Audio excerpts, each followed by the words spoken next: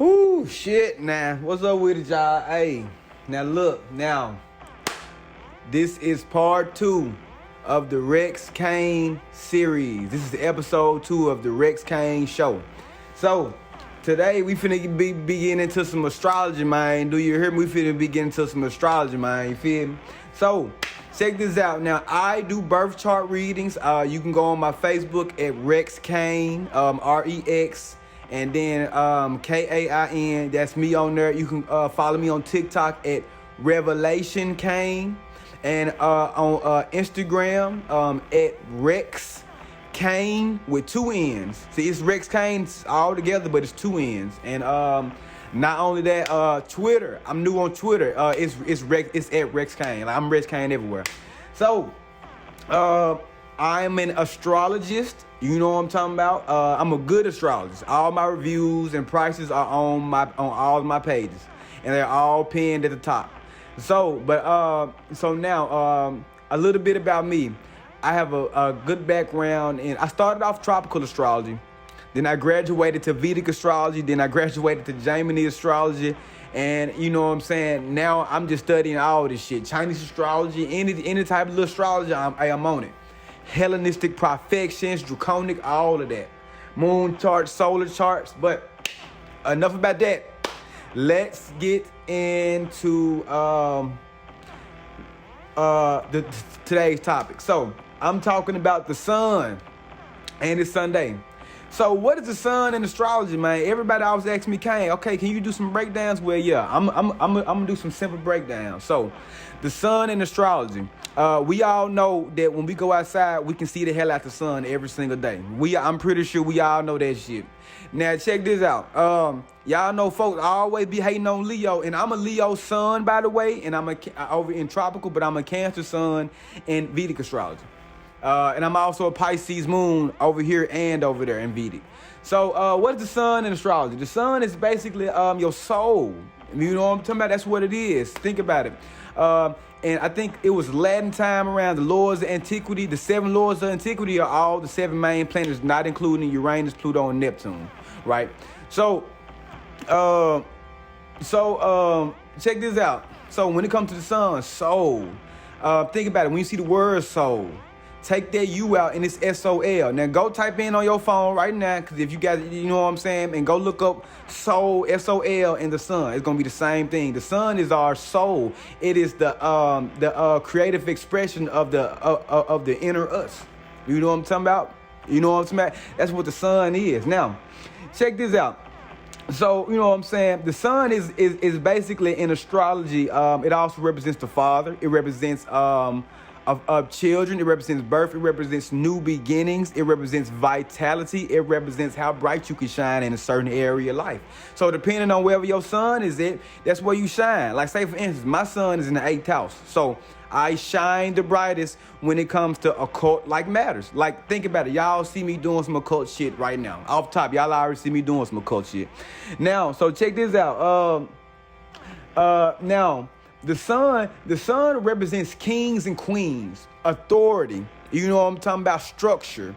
So, well, I'm gonna say a structured hierarchy authority, because the sun represents government. And so check this out. So when it comes to the government, the whole government is like the energy of the sun. It's a control factor. It's a control factor. That's what the sun is. Now check this out. The sun, the sign Leo, which the sun rule, opposes the 11th house, which is ruled by Aquarius. And Aquarius represents social progress and humanitarianism. Now, why are those things opposing? Because the 11th house, Aquarius, represents the masses. And the masses oppose who? The government. And we see them things happening in real life. Don't we all feel like, oh, the government, this, that, and third? Yeah, that's how we act. So the sun represents the government. The sun represents the, like, if you want to look at it from Christianity and Egyptian mythology, the sun is God, and then the sun is Ra. You know what I'm talking about? I forgot who he was, ancient Mesopotamia. I was almost, because they called Marduk the sun god, then they called Marduk Jupiter. So I'm gonna have to do a little bit more extensive research on that, but for now, we talking about the sun. So wherever the sun is there in your chart is where you shine the brightest at. Now, let's go into a little bit more depth about the sun. So Yeah, like I said, Ra was the sun. He was basically the supreme deity of the ancient Egyptian people. You know what I'm talking about? Another thing, and you see everybody was the children, and sun represents giving life. You know what I'm talking about? So now in Greek, now we all know how, you know what I'm saying, about that Greek shit, you know what I'm saying? And Greek, in the Greco-Roman Empire and world or whatever, it was also, the sun was also worshipped as the sun god Helios or Sol. And some people call Helios a Titan, and he would ride across, I think he would ride across the morning, ride across the sky, bringing the sun. I don't know, his ass doing the most. Sad needs gone, his ass doing the most.